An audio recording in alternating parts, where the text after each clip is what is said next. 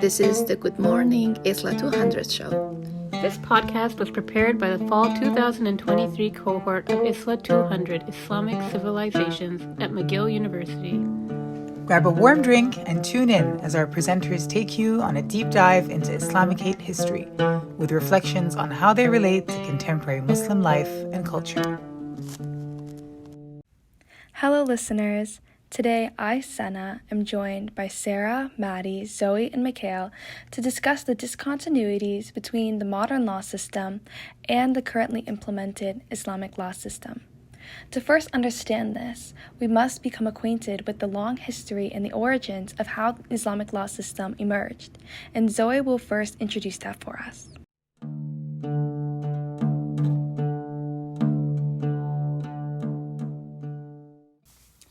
First, the notion of Sharia appeared in the Quran, which was revealed by Allah to the Prophet Muhammad in the cave of Hira.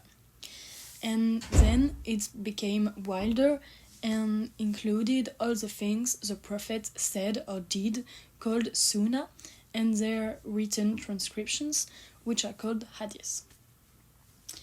If we had to define Sharia briefly, we would say it's a group of principles, norms, laws, systematizing both aspects of private and public life of Muslims. However, the extent and intensity of the application of Sharia varies a lot depending on the geographical area or historical context. And Sharia is often interpreted by a faqih, who is an Islamic jurist, expert in fiqh, the interpretation of Sharia, which was elaborated over time and still evolves today. Historically, Sharia first spread in the Arabic Peninsula, so Saudi Arabia, Iraq, etc., and then all over the world through conquest, like the conquest of Spain, or slavery. And we can think of the transatlantic trade, which was the first time Muslims arrived in America. But the period of time when Sharia met its greatest success was in the 8th and 9th centuries, when Sharia was applied as a law when there were Muslim governments in Africa and the Middle East. However, today, secularism is becoming an international norm, and a state which applies Sharia as the official law is immediately considered as a theocracy, and the question of whether it's a democracy and whether human rights are respected are not even asked. So we felt it was important to understand what has changed in the international point of view on Sharia and Islamic law. Thank you, Zoe, for this very needed historical context. And now I wanted to move forward and throw this question out there. Why was there the need to create an Islamic legal system? I think the reason it arose was because of the concept of objective morality versus trends that kind of change throughout time. For example, something that's considered moral in one period of time would maybe be considered immoral or dubious at another point. So how do you really decide what is good in like the present and in the future? And how do you really reconcile that with like the past and things that have happened before? Yeah, I think one thing that we've touched on before was how the law system was emerging from a more community-based idea as opposed to what we'll touch on later, where it's more stagnant and state-imposed. And so I think what you're talking about morality, the idea of Sharia law was for individuals to be living a life by, a righteous moral code. And I think it's, about sort of finding an inner peace and an inner morality. You guys are bringing really good points, honestly, and I just wanted to throw another idea out there that comes in links with yours. I think it is a pretty appropriate question in this context, as it says, is it vain and arrogant to attempt to control the world in absolute despite not completely understanding it? And I think that, as we will talk about it a bit later on the episode, I think this question really comes to put in perspective not only the Islamic legal system, but the modern state of the legal system. And I don't know if any of you guys have any points, any examples to answer this question, basically. An example that I saw in Halak's book was Buddhist rationalist thinking contrasted with more of like, Western capitalist, modern rationalist thinking. And you would argue that, okay, so if a Buddhist was faced with the concept of like the heavy industrialization that was happening, around the Industrial Revolution, it's basically it's where there's that kind of like shift of morals where Buddhists would be like, okay, what's good for the environment is good for us, versus what a rationalist thinking of like a modern Western rationalist thought would be like, okay, what is for our comfort, or you know, um, what is for the betterment and progress of society. That's what we'll approach, even if it means environmental degradation. And now we see today that we have all these climate change issues because we have like unchecked, like, the desire to progress more and more and more was kind of unchecked. So I think that's what the concept of Islamic law tries to reconcile, because Muslims believe that the Quran is like a source of divine guidance, therefore it's objective morality. So one has to kind of do it jihad. You have to kind of like reconcile your own reasoning, which is very important, but also use the source of divine scripture, which Muslims believe to be, a kind of perfect guide in the same way. So I guess kind of blending and meshing these two things together forms the basis of Islamic law. And I think it's important to just mention that before we delve deeper into the intricacies and how it worked and how it's evolved with the modern context. Yeah, I actually have a question for you from your analysis. Would you say that this need for an objective morality would help humans sort of avoid that selfishness that they would otherwise gain without being led by this sort of guidance? So you said environmental degradation spurred from capitalist desires and this desire for wealth. So that accumulation, would you say that having this sort of divine guidance helps us avoid that in a way? And that's kind of like the purpose of defining what Islamic law is? I think I get what you're trying to ask. Correct me if I'm wrong, but it kind of, for me, it links with what Sarah was talking about earlier, the idea of like that question that was written, like, is it vain to attempt to understand and control the world? Well, I think that a lot of what we do today is kind of based, like there's a kind of basis in arrogance, in my opinion, when you forget that you really don't have control over everything. I think that's one of the, when we live in a world where everything can kind of be like, altered, and everything has to be controlled and fixed, and everything, you have to look a certain way, you have to be in these like, yeah, in the cages of like materialism. Then you think to yourself, okay, like what's it all about? I think this is something that Carl Jung talks about a lot in his book, Modern Man's Search for a Soul.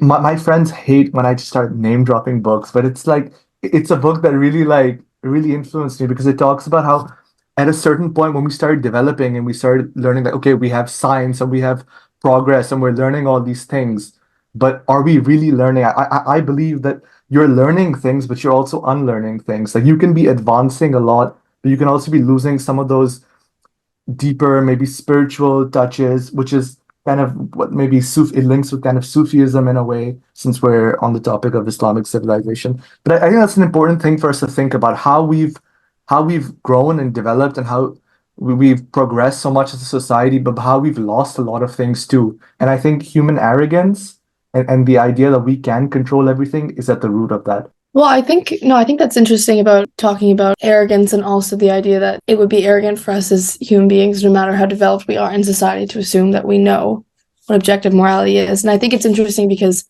one of the points that we haven't yet touched on about Sharia law is that fundamentally it's meant to be flexible, or it's meant to encompass a lot of social variation and divergence, and it's meant to be sort of a pluralistic umbrella. And so I think it's interesting how the pluralism or the flexibility of laws is sort of lost in today's age. And those are all like really interesting points, and I could have not had said it better. However, for the purpose of our episode, we'll move on to the second point, which is about the essence of the Islamic legal system. And I'll start. So I find it really interesting how the Islamic law was based on, the Sharia was based on hadiths and the Quran, which gives it a sense of purity, in my opinion, and gives it a sense of truth, which is something that legal systems have been looking for in everything and everywhere and have never been able to achieve it. And I think that Sharia has this kind of sense of purity and everything. And not only that, the Islamic law has this goal of not only finding peace in the community, but also finding peace in oneself. And I think these are all really interesting points that should be considered, as that is the essence of the Islamic legal system. It's that harmony and that peace and purity.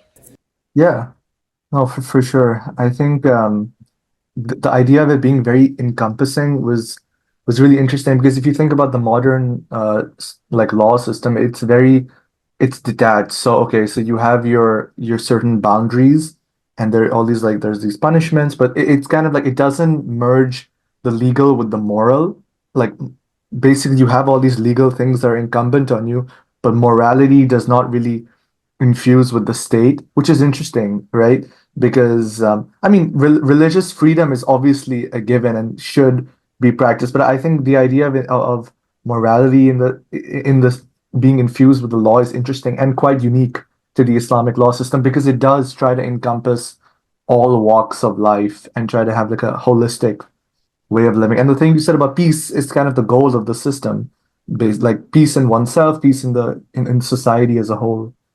And I think the extended family was definitely an important factor for that.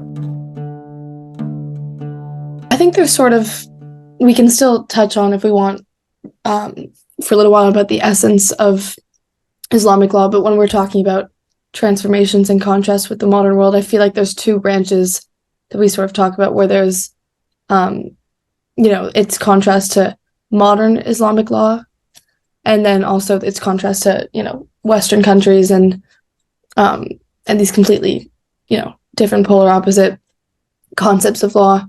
And so just one thing that I think would be interesting to talk about when we talk about Muslim countries is sort of the theoretical conflict between this essence of peace and harmony that we talk about with what Sharia law is fundamentally supposed to be, and then the United Arab Emirates penal codes, or these federal penal codes that are enacted by Afghanistan, for example, would be one that exactly the Taliban in Afghanistan, or in Iran, or where you see these interpretations of traditional law being sort of corruptions to what these laws are fundamentally supposed to be. I'm glad you mentioned that. One thing that Halak especially talks about a lot is the incompatibility of Sharia today, and the way it's obviously they try to apply it, but it doesn't really work in our current modern state system. Because if you think about it, you're missing two very important pieces of the puzzle. One, well, today I think the concept of of the extended family structure that kind of holds the Sharia system together doesn't have the same deep roots that it once had. Maybe in some parts of the world more or less, but more so than that, I think the most important factor is control of the state and bureaucracy and other apparatus that the state has to control. And when Sharia law gets into the hands of states, it just it becomes very dangerous, because there's too much power, right? Like the essence of Sharia law, one of the greatest things was the concept of how all the scholars and jurists and intellectuals and people in theology got together to construct the law, and then the flexibility of it, how it was applied to different cases and scenarios, and how the goal wasn't to punish or One of the important things you have to mention is that in today's society, the legal system has to be very, straight cut, very functioning and efficient. It has to be efficient because it has to, maximize gains. The goal isn't to maximize harmony, it's to maximize gains, right? So you have to think about how the ruling just has to be doctrine. The doctrine just has to be consistent today, rather than back in the day, they talk about how the concept of ijtihad is that there can be many rulings by different jurists on one case, right? Depending on how you're supposed to maintain harmony, how you're supposed to go about your bonds and your day-to-day life without too much disruption. I think that's the goal, which is lost today. Again, because that whole idea of efficiency and more, I guess that's just the basis of capitalism and growth, and but I think that's important to mention. Would you say that the globalization, the increased globalization of the world plays a factor in countries that run under Islamic law needing more of these concrete or, I guess what you're sort of describing is more stagnant and linear law enforcement systems as opposed to what it sounds like was more of a malleable or, like you said, holistic approach?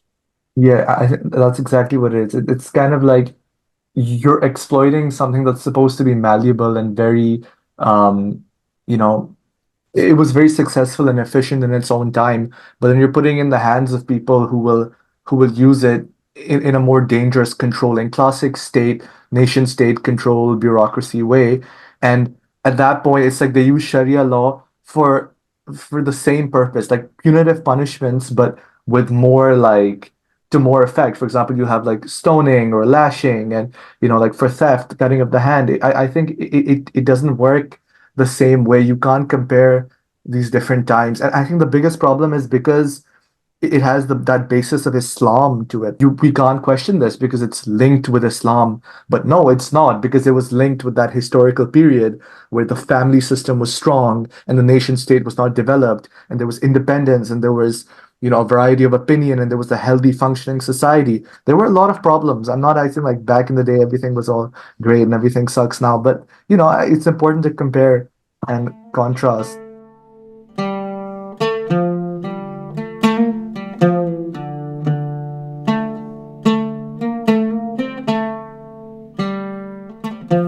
And so Sharia itself isn't a legal system, it is a moral system. And Muslim rulers wanted to make Sharia into law, and to do that they needed to decide which rules would be laws first. And Islamic law is based on an interpretation of the Sharia, which itself is an interpretation of the Quran and Hadith, as I said before. So what we see in countries like Afghanistan, which is run by the Taliban, a arguably political organization, is impositions of this law system labeled as, Sharia law, that are in truth heavily institutionalized and state imposed, which are aspects left from European colonization. If we go back a little bit before colonization, Sharia was observed by Muslims but not enforced by the government. That wasn't until the arrival of powers like the British and the French. So when we think about the shared shortcomings of the Islamic legal system and the Western legal system, that being the oppression of targeted groups such as women in the modern Middle East and, Black people systemically throughout the history of America, something to think about is the fact that, as patriarchy predates the Quran, racism predates either American or Canadian Constitution. And by that I'm pointing out that even abidance to scripture legislature leaves cracks in a state-enforced legal system for policies that subjugate minority groups or fail to encompass the interests of all people. So, as Mikhail mentioned, when you have a top-down law enforcement system, I should say, the powerful elite are really the ones that have the most say.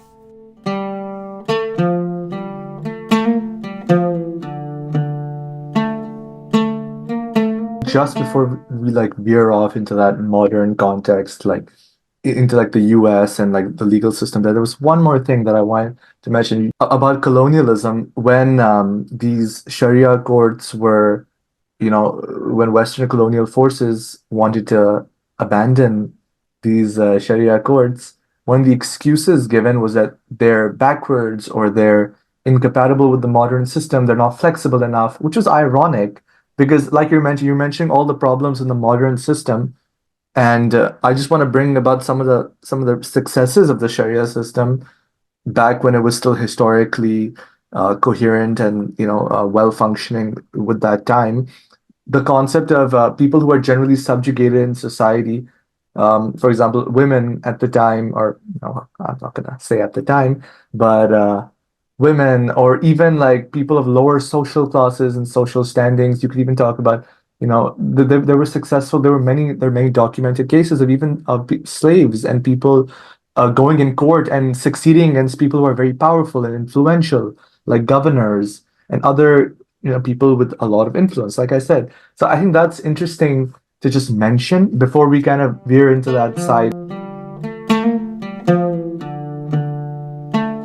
Yeah, and I think here is a really good place for me to start talking about the Black oppression in the United States and the Indigenous oppression here in Canada.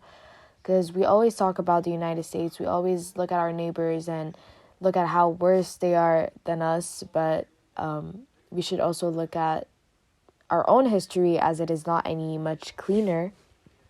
And I just want to start, first of all, with the Black oppression in the United States, as it is a very known and sad history. So it is not a surprise that the institution of slavery has a long and harrowing shadow over the nation of the United States. Enslaved Black individuals were systematically dehumanized. They were denied basic rights, and they were subjected to unimaginable brutality. Even after the abolition of slavery, there was a web of discriminatory laws, like known as Jim Crow and the Black Codes and all of these, and they were enforcing racial segregation and still perpetuating inequality, which is kind of ironic because when we were reading Halak, the book of Islamic law, it was mentioned that universality was the key difference between the Islamic law and the legal system that we have today, because the legal system that we have today wasn't trying to have this sense of morality and this sense of humanity, but more the sense of universality as there's a law and everybody has to respect it. And it is kind of ironic as that this same legal system is creating certain laws such as Black codes, which I think I mentioned a few seconds before, and discriminatory practices such as redlining, and these kind of laws would systemically deny financial opportunities to Black communities. Not only that, the criminal justice system enhanced this issue even further with racially biased policing, discriminatory sentencing, and disproportionate number of Black individuals incarcerated.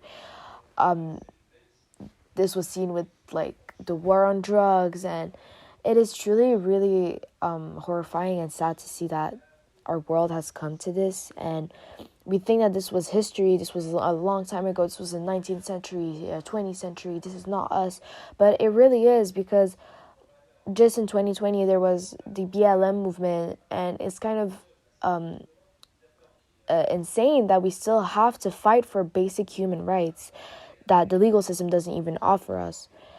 Now let's talk about the Indigenous oppression in Canada. So similarly, Canada is not any better.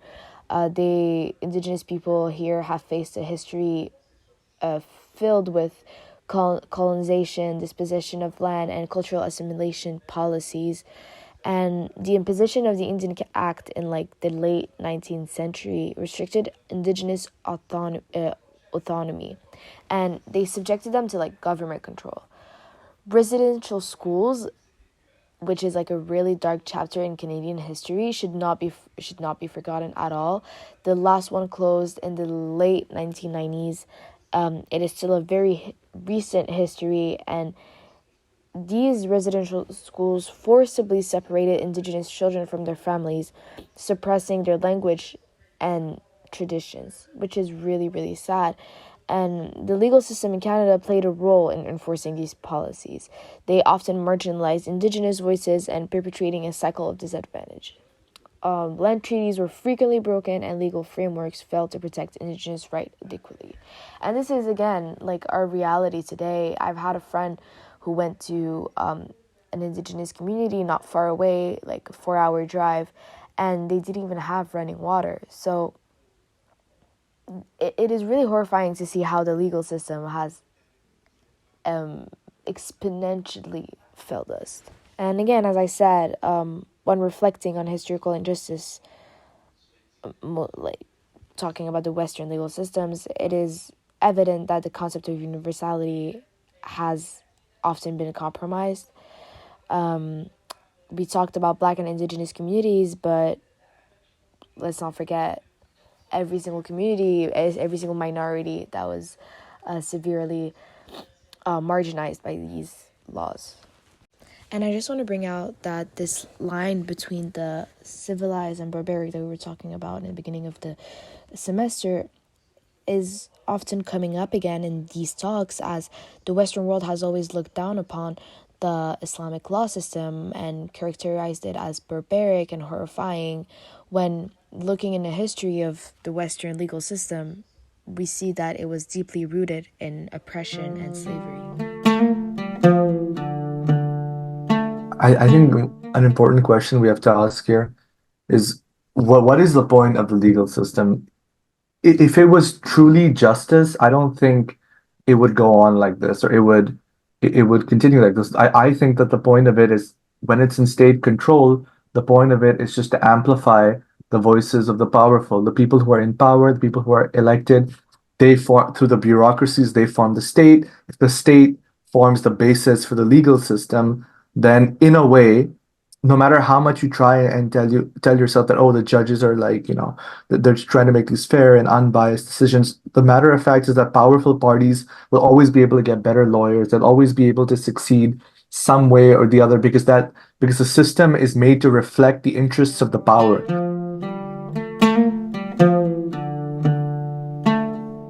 The fact that these systematic issues are still present in today's world, and currently even at McGill, when policies are trying to be passed, it is really horrifying to see how we have not advanced at all.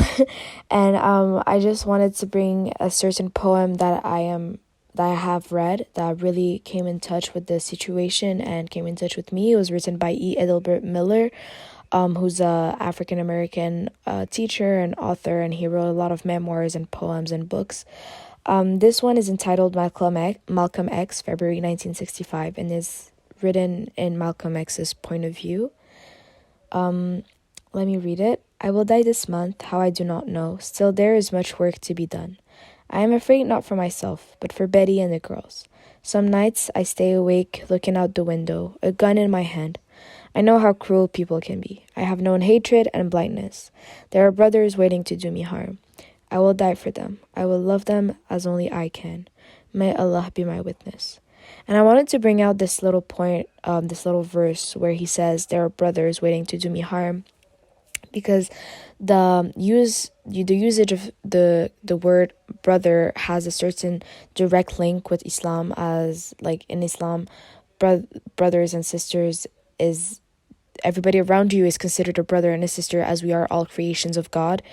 And to see one of your own being against you, stabbing you in your back, is like kind of pointing that this legal system, which was created by your brother, created by somebody like you, created there to help you, is going against everything and literally just harming you. And I think that it was a beautiful poem, and it really made me sad. It made me sad that this concept of humanity is getting lost throughout the years and less seen.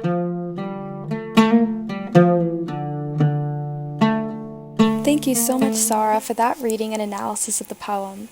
Now, what I really think the conflict here to be is sort of the different definitions of what harmony encompasses within the legal systems that exist in the West and that in Sharia law. And I think that emphasis that we've really been talking about on relationships that Islamic law focuses on, and how harmony in itself is embodied within the relationships that we have with other people, that sort of ideal is really abandoned in this poem. We see the abandonment in the part in the poem where he discusses, "I know how cruel people can be. I have known hatred and blindness. There are brothers waiting to do me harm."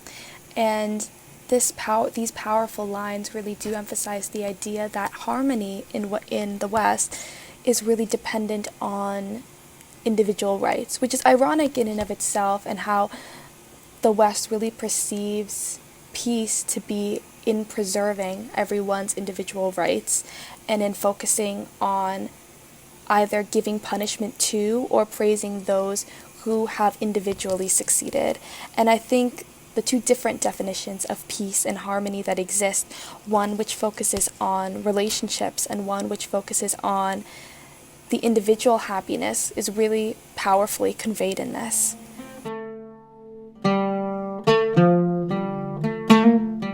The idea of universality is more important now than ever in a globalized world. And then we ask ourselves, okay, like, what do we do next? If we look around and we see all these things happening in the world around us, how do we really reconcile the idea of someone being your brother but being an oppressor? Someone, the oppressor and the victim. I think it's just a theme that's been played for so long, over and over. At a certain point, you just have to detach yourself from it, even just to kind of, for your own sanity.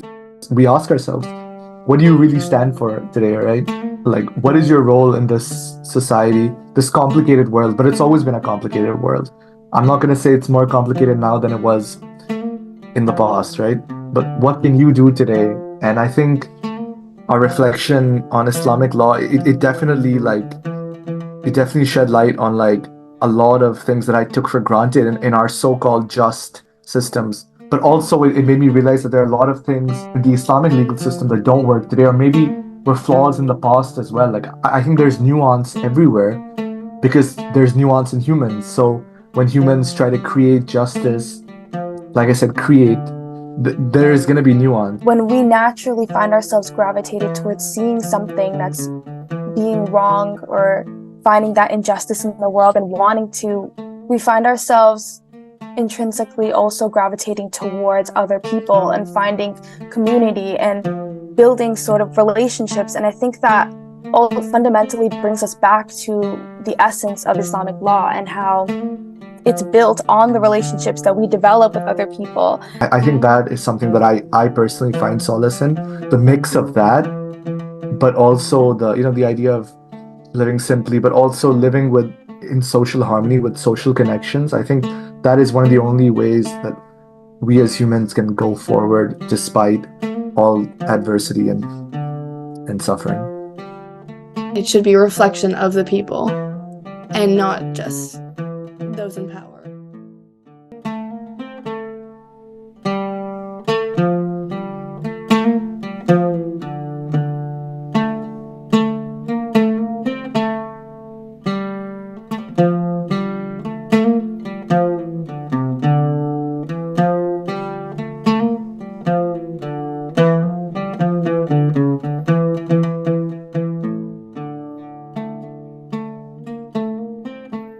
This podcast was prepared by the fall 2023 cohort of ISLA 200 Islamic Civilizations at McGill University.